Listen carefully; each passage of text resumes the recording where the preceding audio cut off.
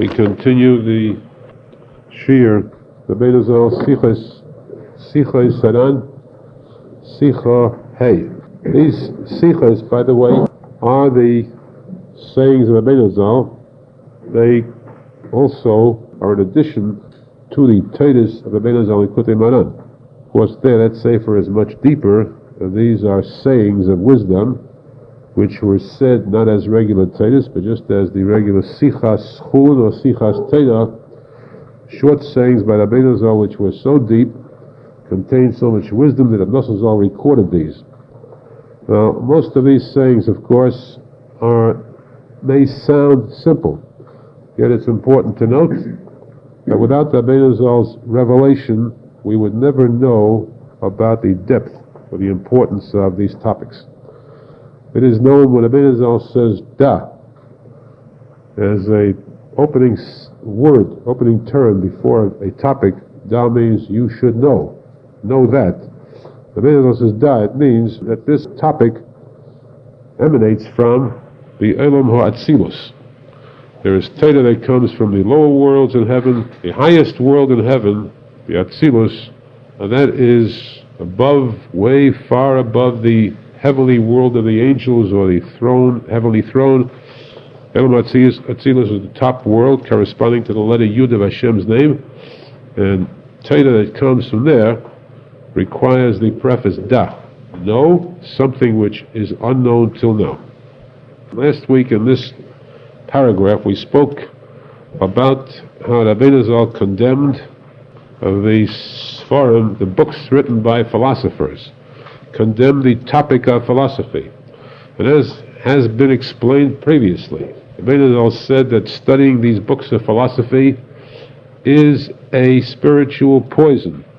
The neshama becomes poisoned, and there is no cure for it. One who delves into this topic is entering into an abyss, a depth from which there is no return. It is known as the one-way ticket to Gehenna. In this case, the Arizal is posek. He states flatly the din remains like Rabbi Akiva. Rabbi Akiva, who says that when the Mishnah tells us, you recall we had this in very much in detail, beginning of Chelik. Mishnah says that every Jew, Kol Yisrael, Yesh Lo Chel Olam Haba, every Jew, without exception, has a part in Gan Eden. Every Jew has a part reserved for him. Every single Jew. Then the Mishnah says, but there are exceptions. This is a rule. There are certain Jews who lose their part in Gan Eden, who can never get to Gan Eden at all. For them, it means eternal Gehenna. Chas v'sholom. And the Mishnah lists those sins that are that serious that a person could actually lose his Gan Eden and suffer an eternity of punishment. We went into that in detail.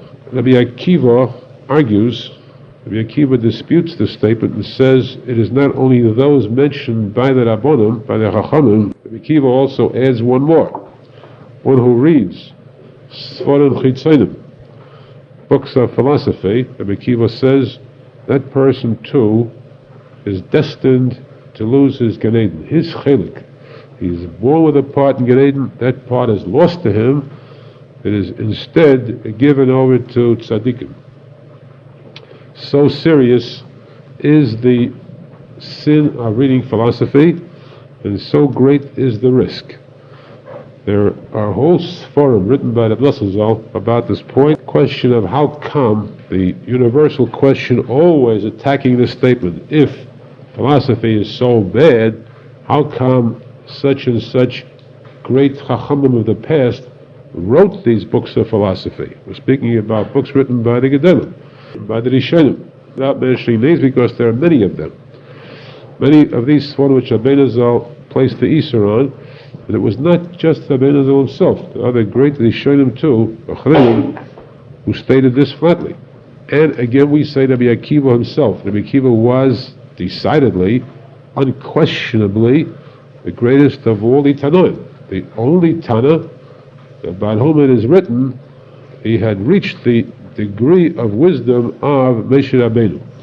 Like Kom Navi Eid Kamesha, there never arose again a prophet like Moshe Rabbeinu, not a prophet but a Chacham, a scholar, like Moshe Rabbeinu did arise, and that was Rabbi Akiva.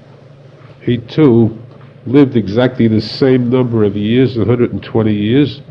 He too, his name itself, Arizal says, shows that Rabbi Akiva, remember we mentioned once that the name itself, the first and last letters, the Ayin, the Aleph, stand for the number of Sanhedrin, just as Moshe Rabbeinu was as great as all these Sanhedrin combined, the 71 Sanhedrin, so too Rabbi Akiva. The middle letters, the Shem Yabik, Yud Beis Kuf, Rabbi Akiva's name, there are a number of meanings for that. Primarily, of course, it means, as the Zohar Kodesh says, and as the Medrash Rabbah. For those who do not study Zohar, the simple person learns Medrash. The Medrash says also that there is a Shem Molei, Hashem's name, and then there is Hashem's name which is complete. The most complete name of Hashem existing is the combination of Hashem Elikim. This the Medrash says, and this the Zohar Kodesh mentions many times. The Arizal speaks about it in great detail. Hashem Elikim is Begimatria Yabik. The Shem Yabik is called 112. This is the middle letters of Rabbi Akiva's name. Of course, that same letters also represent the word Baki. Baki means pure, clear knowledge throughout the entire Torah. This was Rabbi Akiva who made this very clear statement too about the poison of philosophy. We do not have to go into the detail and replying to this question, universal question again, those who ask, what about the Gedolim who wrote it? In very simple words, the Gedolim who wrote it, at the end, later on, retracted their statements, regretted it. It is written clearly so. And for those who want more details, there are svarim like the Machmiyah Zaydim, Kinas Hashem Tzvokos, which bring a long list of tzadikim who state very emphatically that these books should not be studied. Now, we have dwelt on that topic a lot. Of course, not enough. We hope to speak about it much more in the future. The Arizal said this is one topic that a person should let loose as much as possible. There's no end to the amount of time that should be spent on it, because there's no end to the risk and danger that is involved, and how important it is to rescue a person who is drowning in this spiritual death. So it's a mitzvah to publicize, to state very clearly that if there are such people who refuse to listen and insist upon studying philosophy, then we say only, the Rosenfeld says, if we cannot help them, that's their fault. If they refuse to accept a life, something that would save their lives, a person is drowning, refuses to accept something that would save him, then it is no longer the fault of the rescuer. But for those who listen, for those who would listen, it is worth all the talk that is possible. Well, this same paragraph, the Arizal continues with another revelation. Arizal says, as fact, that all the inventions, speaking again about, we use two terms in a similar vein. They are practically synonymous. Philosophers are one because they generally are kafrim, atheists. Second is scientists. The word scientist is synonymous with atheist too. There are some religious scientists. When we say some, we mean 1 in 100,000, and that one we can safely say is not a scientist. He's a religious Jew. Generally, though, the vast majority scientists are kafrim, atheists too. But these scientists are atheists because they are too imbued with the highest degree of gaiva, of conceit, self-esteem, egoism. Same as the great doctors, physicians, surgeons. The Gemara says nobody possesses more gaiva than doctors do. That is why the Mishnah says, hence, Toiv Sheberei from the Gehenna. The best doctor goes to Gehenna. Why? If he did so much to save lives, why does he deserve Gehenna for it? The answer is because of his conceit, that's one reason. And secondly, because he did not save lives. For every life he saved, he killed that many more. So therefore, these scientists, doctors are a general case, of course. The medical profession, there are some who are religious, who are filled with faith, true emunah, but at the same time, again, it is positive that if they would not have been in the medical profession, they'd have been much better Jews, much more learned, much more devoted to religion. Now, the Menachem says, these scientists, these discoverers, and these inventors, who come up every so often with a new invention, a new discovery. For example, new weapons. For example, discovering the atom bomb as a weapon. Or discovering new cures, new therapies, new antibiotics, or new vaccines. In all these cases, the Menachem says, you see these scientists, these high professional leaders, in truth, it is not because they have that much brain power, not because they are that intellectual, because definitely, if you be truthful, definitely the generation before them, there were other wise men in the same fields who were much wiser, much sharper of mind, and yet they did not succeed in discovering. Note the word discovering, suddenly the cure for a certain disease or a new type of invention. Why wasn't electricity invented 100 years prior to its discovery, or let's say 1,000 years prior to it? People certainly were smarter then. You know that the brain power has been decreasing constantly. The wise men of 1,000 years ago were much greater than the wise men of today. We have proof from that, and the fact that the rabbis of 1,000 years ago were certainly holier, greater, and more learned. 2,000 years ago, much more so. The Tanoi were much greater than any rabbi today. So the fact is, as the Gemara says, that generations keep degenerating. They become lower and lower in wisdom. If so, how come then that some scientist or some very lowly inventor comes out with a tremendous discovery of some invention that benefits mankind? Why? Menachem says the answer is that the time has come, there's a certain date, a certain time for an invention, for a discovery to become revealed to the world. When that time comes, from up above from heaven, the knowledge of this item is injected into the mind of this certain person selected from heaven, and then suddenly he discovers something. This great wise man, this unusual scientist, superior among men, discovers or invents this new item, and he becomes famous because of his superior mentality. This is the way he's regarded. In truth, he just had a vacuum in his brain, an opening where this knowledge could be injected into, and he came out with a discovery. The time had come for it to become revealed to the world. Now, when that time came, note that this was revealed to a person whom, if we would judge personally, as a person, as an individual, we'd find that he is far from a philanthropist. He's far from a good person. In fact, he's got a lot of faults as a humanitarian. Why was he chosen to be the one?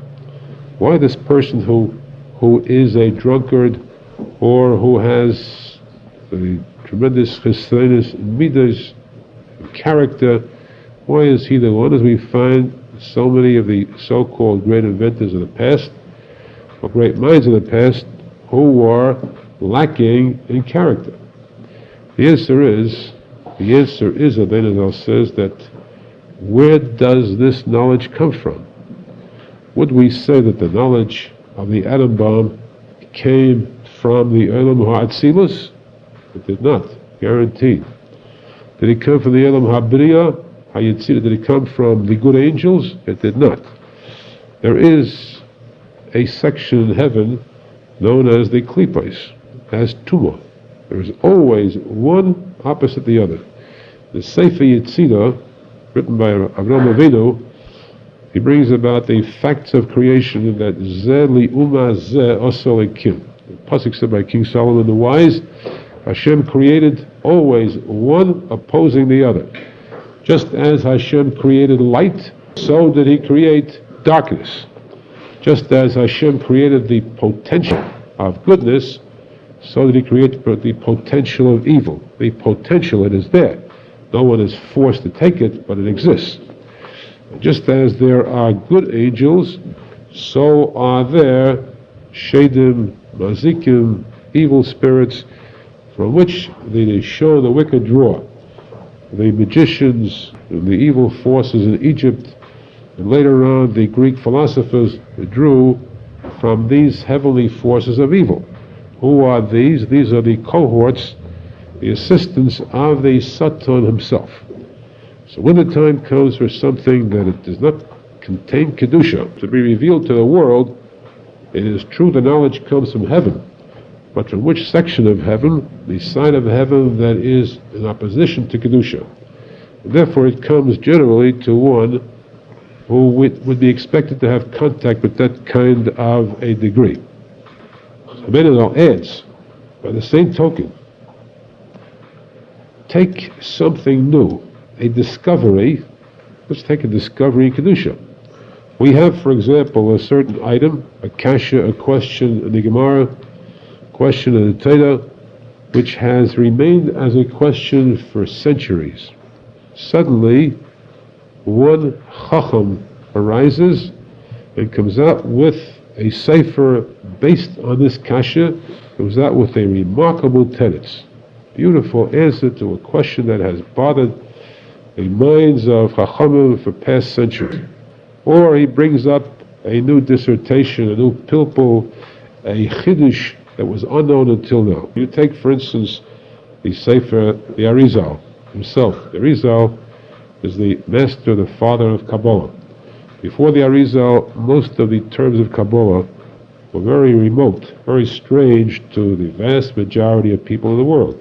Just a few chosen people knew about them and kept it a secret because it wasn't brought down to a language that can be understood by the average person, little better than a layman. But Arizal revealed, brought out chidushei Torah that stagger the imagination. And so too, after him, around this time, you have later on the Baal Shem HaKadosh with his chidushim, the Talmidei Baal Shem HaKadosh. You have a Arizal sefer where every word, as we said, all chidushim come from on high, way above. These are chidushim, these are discoveries, these are revelations. They too come because the time has come for this chiddush to become revealed. It is revealed from heaven and placed into the mind of this tzadik, this chacham, who spreads it, who reveals it to the public. We mentioned once a very famous case about the Beis Yosef. Beis Yosef was Rav Yosef Karo Zal, the author of the Shulchan Aruch. He was also the mechutan of the Arizal, contemporary Arizal. Their children, they married off their children to each other, and he was respected as one of the highest authorities in Hebrew law. In fact, his commentary on the Rambam is accepted as one of the major commentaries out, the Kesef Mishnah. Yosef Karuzal is a very sharp, extremely sharp mind, and he once worked on a certain kasha, certain topic, which was very difficult to fathom. He worked on it for many years. He worked on it, he struggled with it, he employed every mental resource possible. And in addition, he kept on davening, beseeching Hashem to reveal, to open his eyes, shed light on this item. After a period of about 7 years' time, suddenly the light began to shine. He saw the answer to a question that had bothered him for so long, and it tortured him actually. There was no greater simcha possible. Greatest simcha is when a person removes that yoke, the burden of having a doubt, a problem, question. So he was very happy, overjoyed with this. He went out to rejoice, and he went for a long walk. He passed by a small shul. In this shul, a medrash, there were people, regular laymen, working men who came to daven mincha. Between mincha and marav, they had a class, a shir, Gemara. These men sat down to learn a shir, ordinary, simple people. And one of them said the shir. The shir passed by, stopped off to rest, to listen. Of course, he was so far superior to them in the study of Torah that they were infinitesimal in comparison to him. He listened to their discussion and the daf they were learning, and then he was amazed, surprised, shocked to find that they were talking about this question that had tortured him for so long. He was very amused to hear them discussing it. And then he sat there agape, mouth agape, when he heard the teacher, who was again a layman too, discussing this question and coming out with the answer. He had worked so hard, had suffered so much for 7 years, and here this ordinary person comes out with the answer just that simply. He asked the question, thought about it for a moment, and came out with the answer. He left the shul, came home to his own beis medrash, and sat down and he burst out into tears. He was heartbroken. Why should he have suffered so long? Here a plain person was able to arrive at the conclusion, the correct answer, in a matter of seconds. In his sad state of mind, he fell asleep, and he had this vision, this dream. Of course, he lived at a time that he was that great that he could have contact with heaven. He was given the answer to this bothersome question from heaven. He was told that it is true, this question was so difficult that no one until he himself had arisen to be able to deserve having this question answered, having it sent down from heaven to be revealed to people on earth. When finally, through his efforts, his tireless efforts, he finally deserved to have this answer given to him, once that answer was given, it became free for mankind. It did not require him to spread it anymore. So that became that simple. It hovered above the minds of most people and could enter into anyone's mind easily. It was released, no longer a secret. But it was his efforts that brought it down to earth. Well, this, of course, pacified him.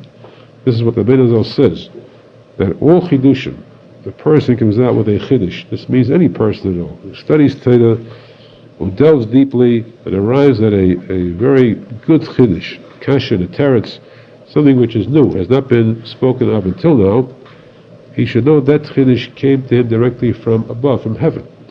Of course, the Arizal stresses that it depends upon this person's level, his madrega.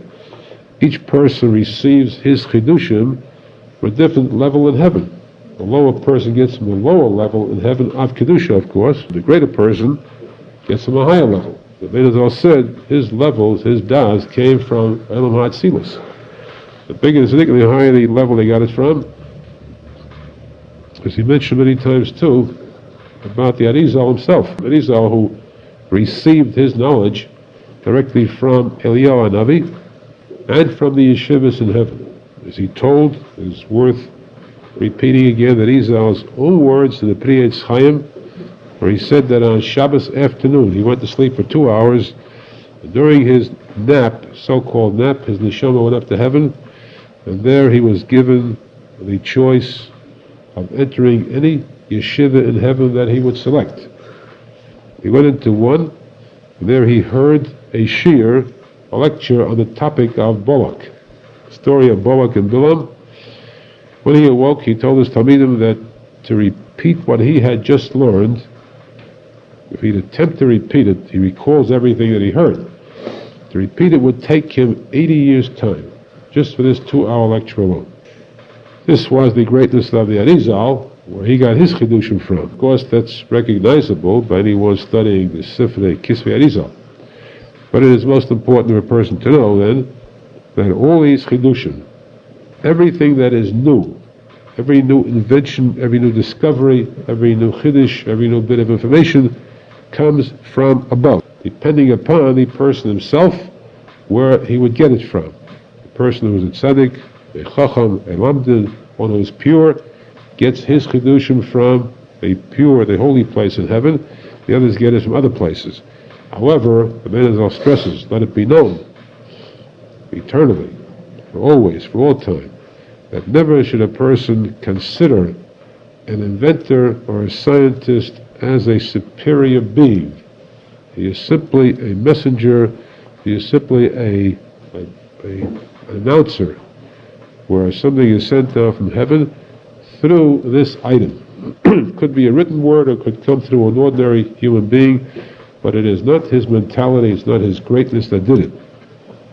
So even when these vaccines are discovered, and when they do seem to aid humanity, you have a very serious disease that comes out. This vaccine that is discovered helps so many people from helping to avoid getting this disease.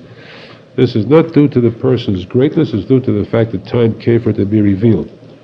What is more important, the Arizal says, that when that does happen, this of course is another revelation of Arizal's part, and it is not a happy one, but again it is fact. It is absolute fact, because this is the words of the tzadik emes. The words, as we said, come from Elam Atzilus.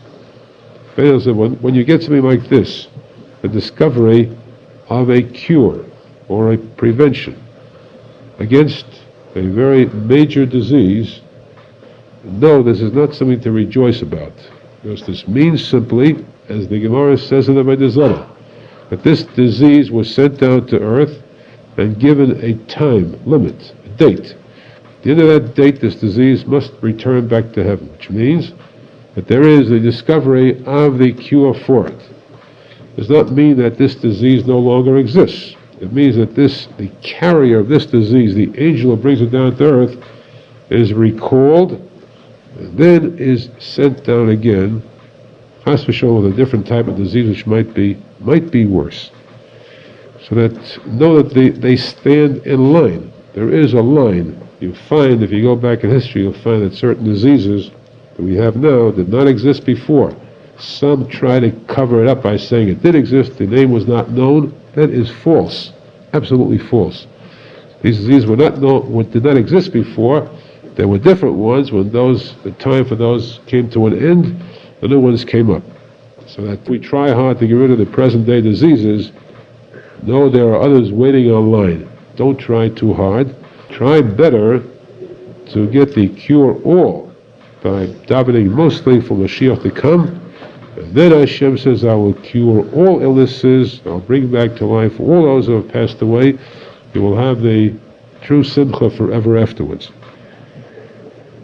Arizal says too that in these discoveries, these inventions, the vast majority of them do not really help.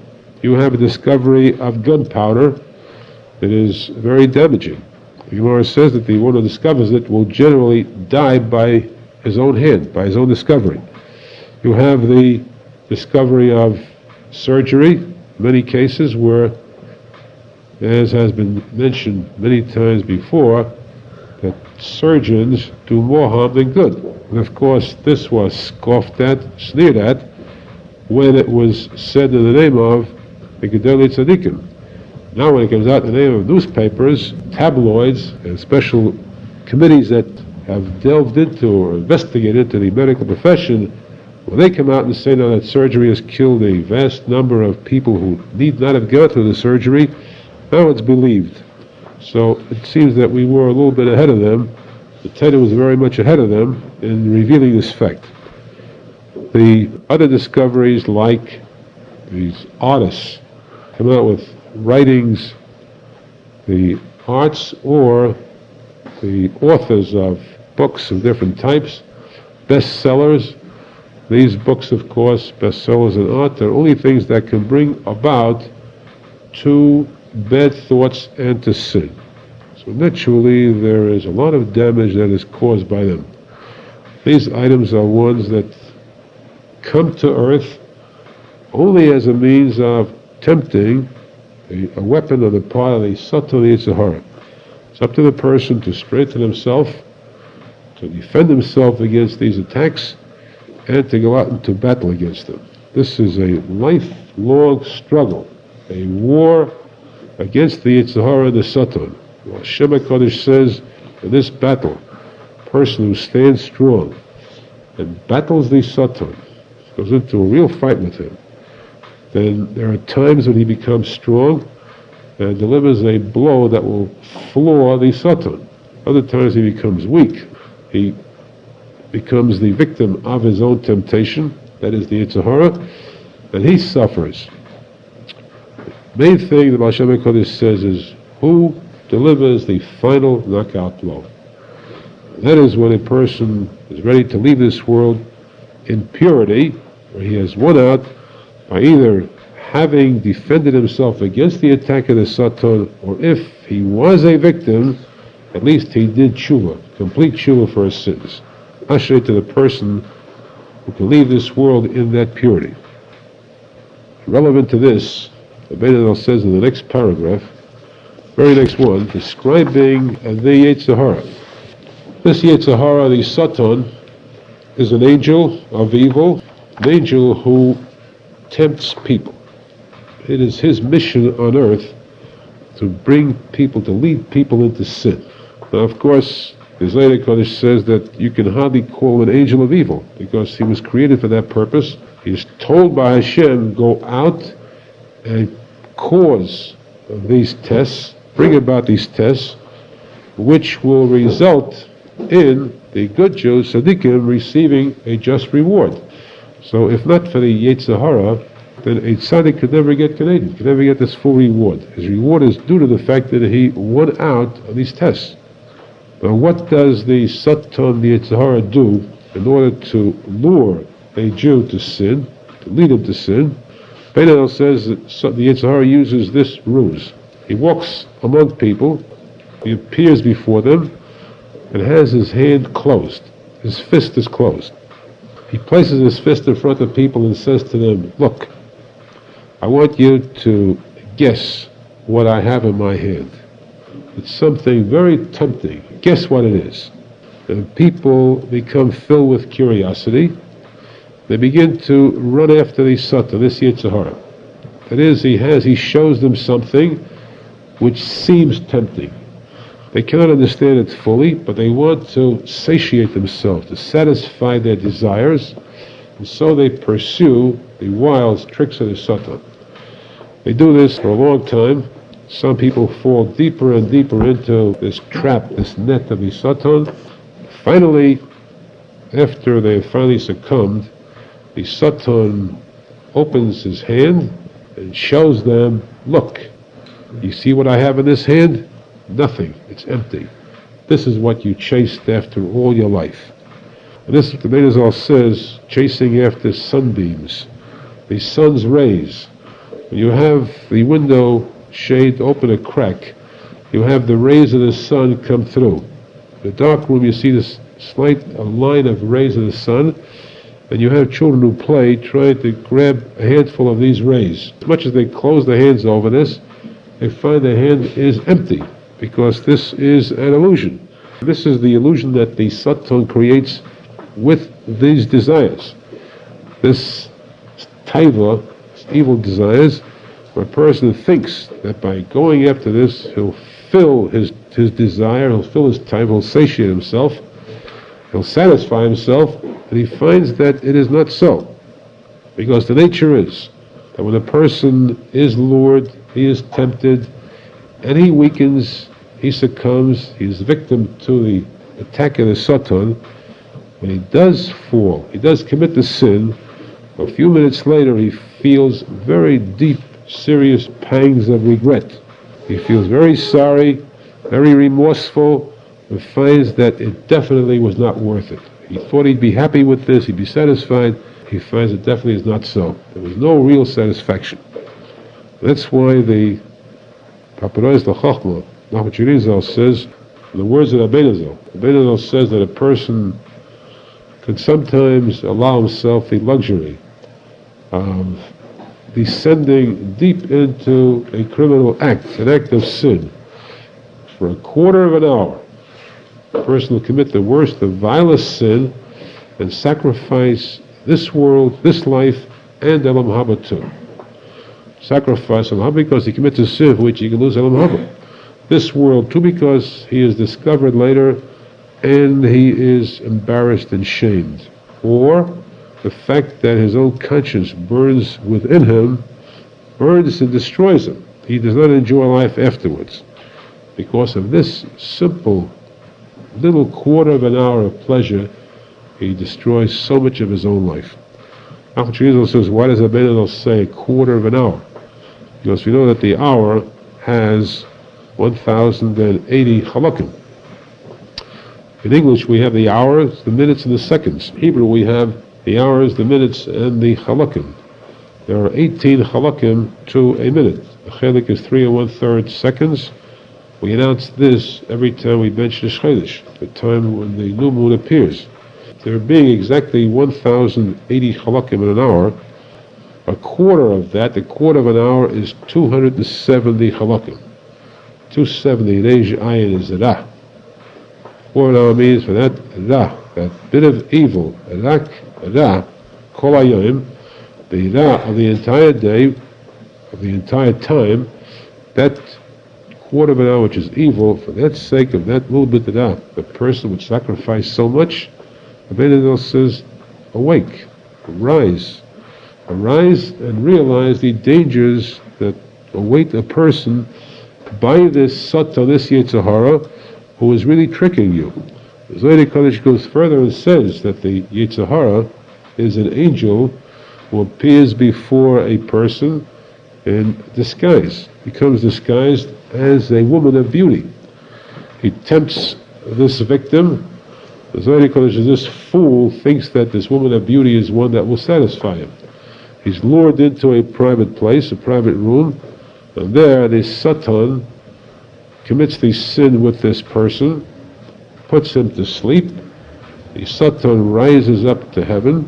There, as the changing to the Mekatreg, the attorney against this person, brings claims against him and wins out on the person's doom being sealed as death.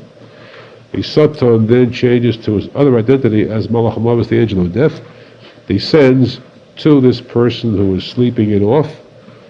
The person awakens, seeking again this woman he had seen, finds instead his eyes now behold the Malach HaMavis, who, as the Gemara says in Ida, is an angel full of sparks, fire, complete angel of fire. And this fiery angel stands before him, ready to take his soul because of his sin. This, Aharon says, is the foolish act on the part of people who fall victim to a Yetzer Hara, to a Satan, who does not have your good mind.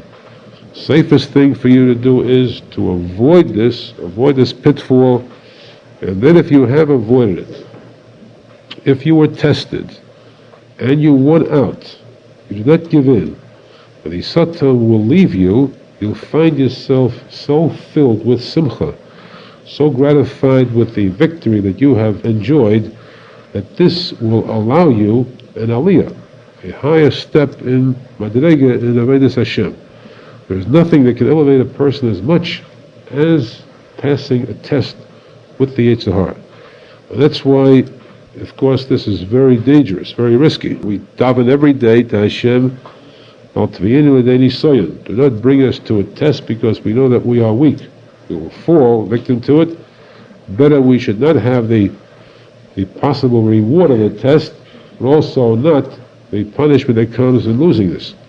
Aharon was so great, if you recall, in his youth, he davened to Hashem, give me tests. Give me your greatest test possible. And Aharon, of course, won out. The secret of that, naturally, is the request of David HaMelech. HaMelech said to Hashem, B'choneni Hashem v'naseni. Hashem, test me.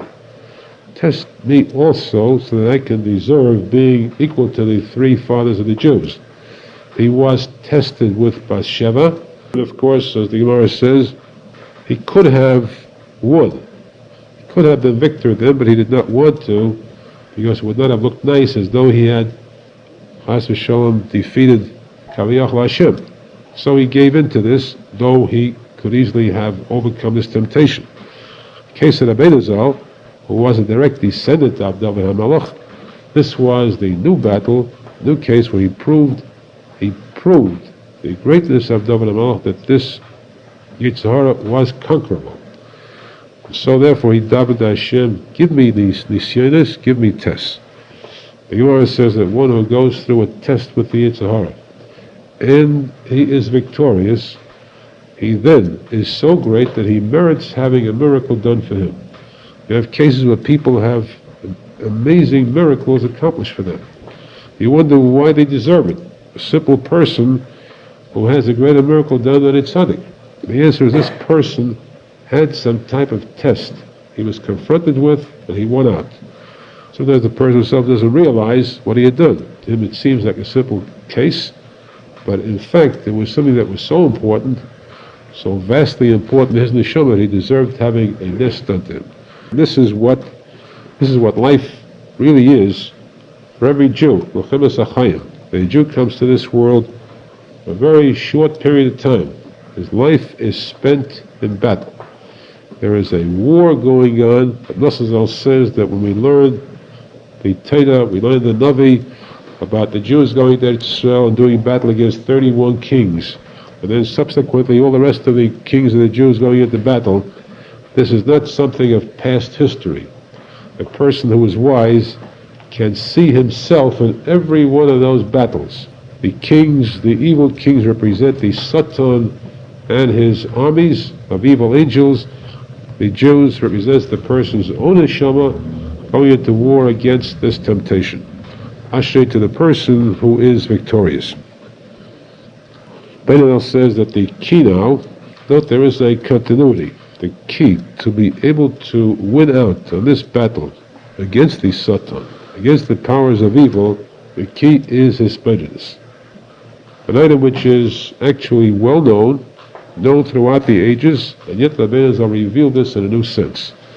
Revealed the fact that every single person, no matter who he is, no matter how simple, how ordinary, or even how low or evil he is, can still possess this power.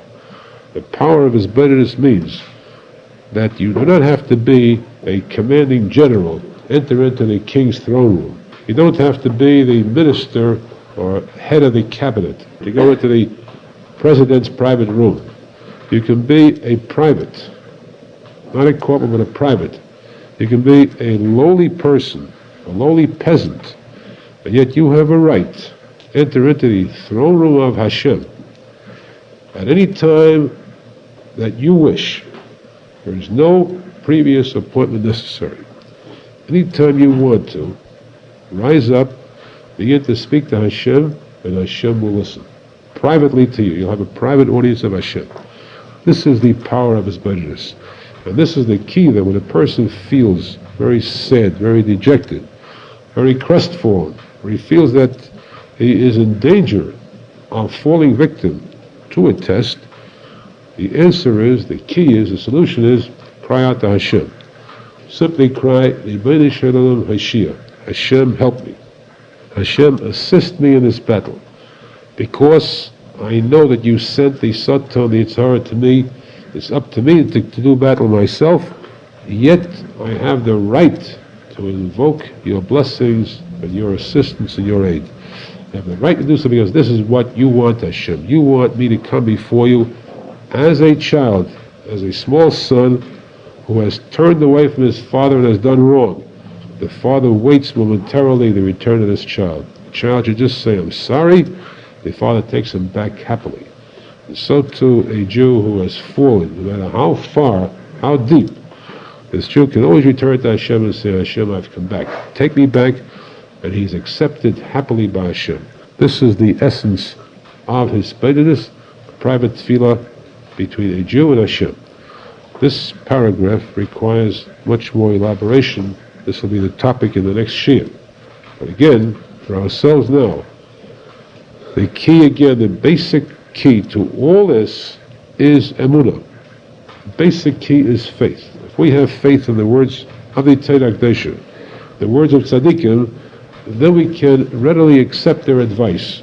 We can receive their advice on how to conduct ourselves in life in conformity with the mitzvahs of Hashem, to purify ourselves and to deserve the brachos of Hashem. With this emunah, with this tefillah and hisbodedus, with the assistance of the tzaddik emes, we will deserve and we will see with our eyes shortly. Coming at Mashiach, the name is Amen.